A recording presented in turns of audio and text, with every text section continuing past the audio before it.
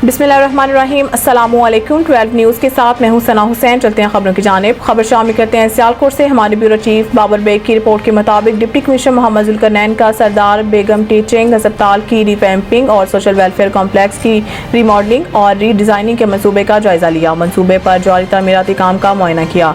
Deputy commissioner ने कहा कि वज़ीर आला पंजाब मरीम नवाज शरीफ की हिदायत के मुताबिक जारी तरक्याती मंसूबों को मुकर्रर टाइम लाइन के अंदर मुकम्मल किया जाएगा और मंसूबों में मयार को भी यकीनी बनाया जाएगा ताकि मंसूबे पायदार साबित हों और अवामुन्नास अरसदराज तक इस सहूलत से मुस्तफीद हो सके।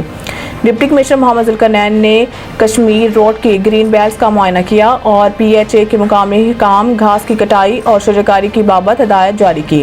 डिप्टी कमिश्नर ने सीरत स्टडी सेंटर सियालकोट कैंट का भी दौरा किया और नबी आखिरुल ज़मान हज़रत मोहम्मद सल्लल्लाहु अलैहि वसल्लम की सीरत तैयबा पर कुतुब का मुआयना किया।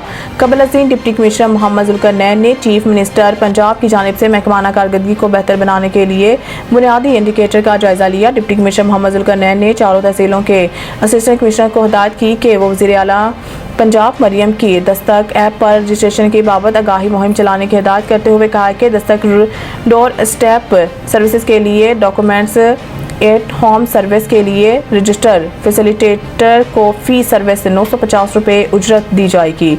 डिप्टी कमिश्नर मोहम्मद जुल्करनैन ने कहा कि म्यूनसिपल सर्विसेज को बेहतर बनाने के लिए इकदाम किए जा रहे हैं और इस ज़मीन में चीफ मिनिस्टर की हिदायत के मुताबिक डेली रिव्यू किया जा रहा है।